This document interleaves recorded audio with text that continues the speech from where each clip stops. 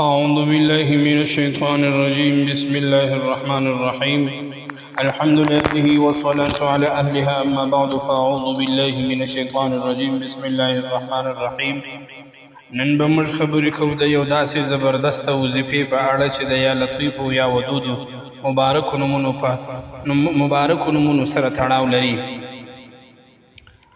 نو ګرانو ورونو او خویندو تصور وکړئ ستا زړه کې بېقراري وي، رزق بند وي، کاروبار کې برکت نه وي او د انسان زړه یوازې یو شی غواړي، سکون. خو که زه دا درته ووایم چې د الله تعالی داسې مبارک نومونه شته چې د زړه درد د رزق بندش او د محبت کمښت ختموي، نو تر اخره پورې ضرور پاته شي، ځکه چې په آخر کې به داسې طریقه درته ووایم چې ستاسو ژوند بدلولی شي.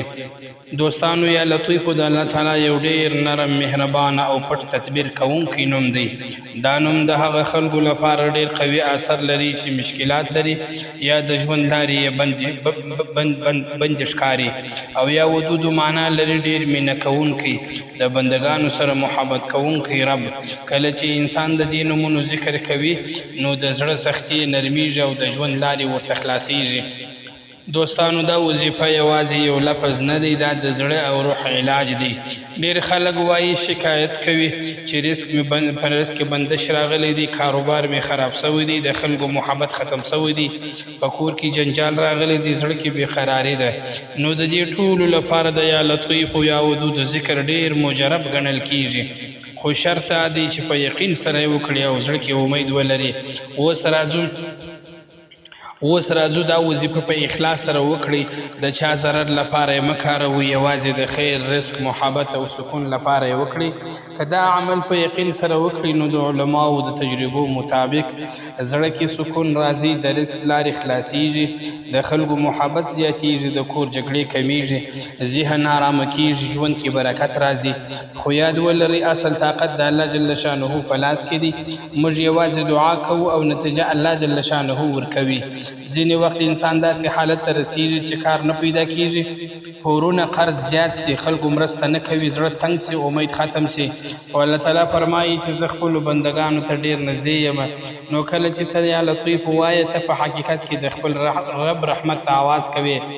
دوستانو، یوه ورځ مه کوئ او بس یې مه کوئ، دا عمل لږ تر لږه یوې ورځې مسلسل وکړئ. ځینې خلک نتیجه ژر ویني، ځینې وخت لږ صبر غواړي، خو یقین ساتل ډېر ضروري دی. ډېر خلک دا غلطي کوي، یو ځل یې وکړي او نتیجه غواړي او یقین یې هم کمزوری وي، د ګناهونو سره وظیفه کوي، صبر نه کوي. نو یاد ولرئ، د وظیفې اصل شرط یقین او صبر دی. دوستانو، ژوند یوازې د مال او دولت نوم نه دی، اصل سکون د زړه سکون دی. که زړه آرام وي نو هر څه اسانه کیږي، او د الله جل شانه ذکر هغه دروازه ده چې هیڅ کله نه بندیږي. دوستانو، که غواړئ چې رزق مو زیات سي، زړه دې آرام شي، ژوند کې برکت راسي او د خلکو محبت درته پیدا سي، نو نن بلکې هم دا اوس شروع وکړئ د یا لطیفو یا ودودو وظیفه. او که ته یقین لرې نو الله به ستا لپاره هغه دروازه خلاصوي چې ته تصور هم نشي کولی. نو ملګرو، مختصرا د دغه وظیفې طریقه درته ذکر کوم. د کوم چا چې په ژوند او زندګي کې مشکلات زیات وي، هغه به 11 واره درود شریف مکمل 314 واره یا لطیفو یا ودودو ذکر کوي، او په آخر کې به 11 واره درود شریف وایي.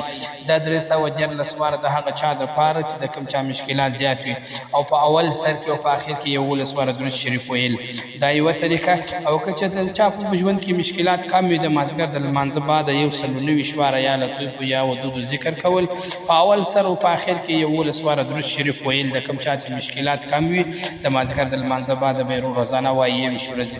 او د کوم چا چې مشکلات زیات وي، 314 واره به وایي، په سر او په پای کې 11 واره درود شریف. دا مختصره، مبارکه، اسانه طریقه ما ستاسو په مخ کې ذکر کړل. که چیرې مې ویډیو خوښه وي، لایک او سبسکرایب مه هېروئ، او په کمنټ کې یا لطیفو یا ودودو ولیکئ. او کوم چا چې د وظایفو په سلسله کې د داسې سوال و جواب ته منتظر وي چې هغه د ډېر وخت محنت سبا هم په لاس نه یو راغلی، موږ ستاسو سوال ته منتظر یو. هغه سوال ملګري کوی سي او پوښتنه کوی سي د اجازې په اړه او د وظیفې د سلسلې په حالاتو کې پوښتنه په کمنټ کې کولی سي. موږ به انشاءالله ضرور که وخت موقع راکړه جواب درکوو، او په دعاګانو کې موږ یاد ساتئ. السلام علیکم ورحمة الله وبرکاته.